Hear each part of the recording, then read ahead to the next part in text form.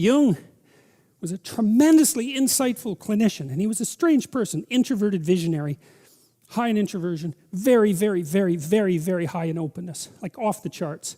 And also, God only knows what his IQ was. I mean, every time I read Jung, it's like reading Nietzsche. It's terrifying because, you know, he's so damn smart that he can think up answers to questions that you don't even, it's not like you don't understand the answers. It's that you never conceptualized the damn questions. It's really something to read someone like that, right, who says, well, here's a mystery, and you think, wow, I never thought of that as a mystery, and here's the solution. It's like, okay, that's something, you know. And he could read Greek, and he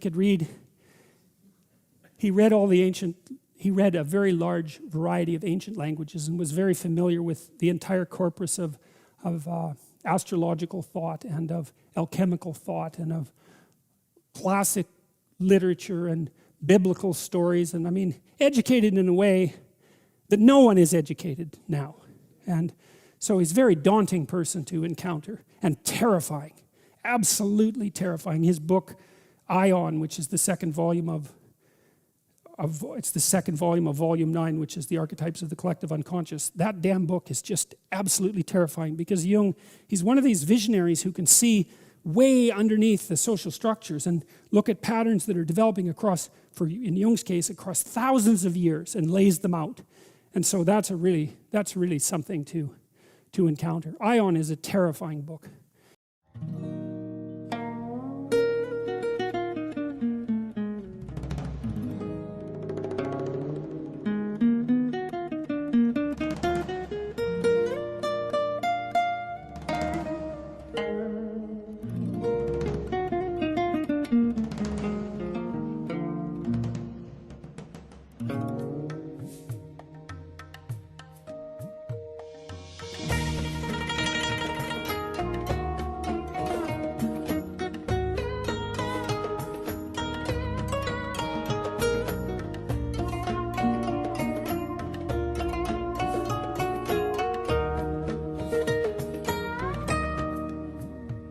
是谁送你来到我身边？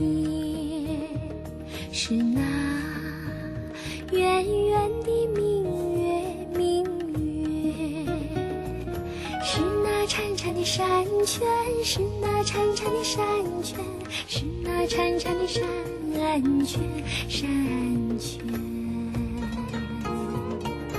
我像那带着露珠的花瓣，花瓣，甜甜地把你依恋，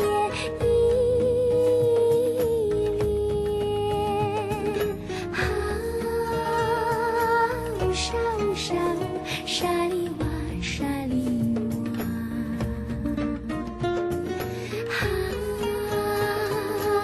沙里哇，沙里哇。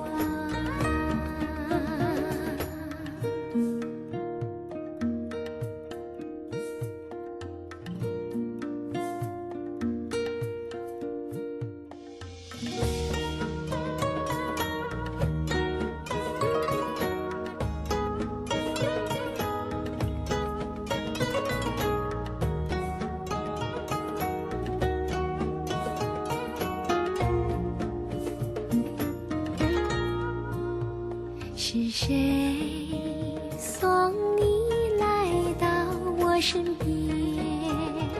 是那璀璨的星光，星光，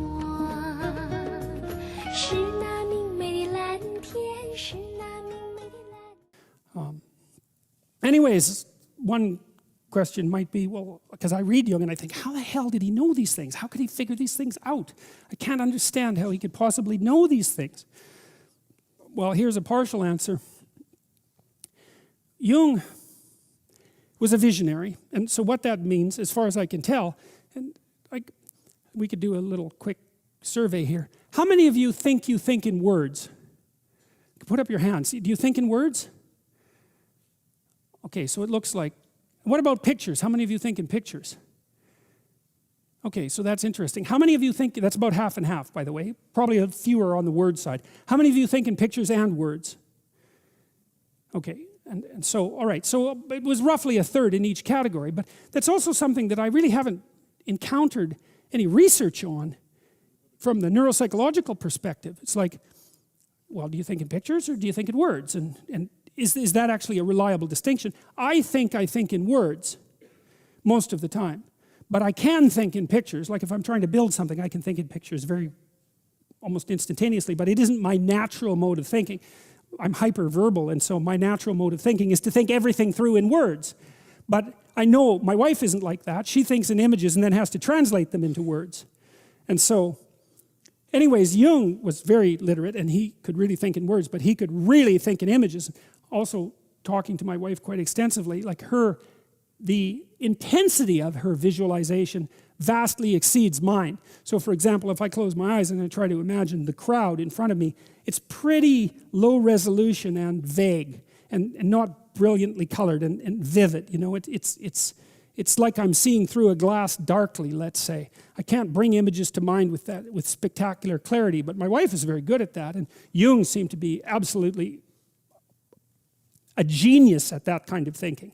And he had a lot of visionaries in his family history as well. So I don't know to what degree there's a hereditary component of that, and I don't know to what degree that's actually like a neurological specialization. I presume it would be associated with the trait openness distinguishes itself, differentiates itself into interest in ideas and interest in aesthetics. And my suspicion is that the people who are more interested in aesthetics are the visionary types, the ones that think in images. Anyways, Jung could really think in images.